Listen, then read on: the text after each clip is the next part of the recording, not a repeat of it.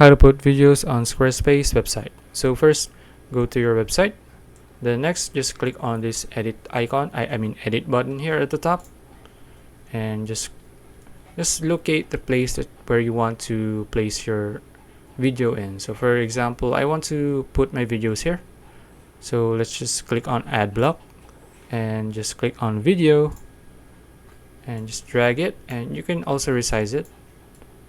Now I'll just drag it here and just click on edit and just click on add video, and there's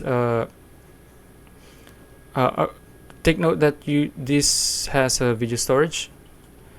So just click on this one plus icon and just upload the file of the video here, and after that it will upload here. Then just click on save, and that's it.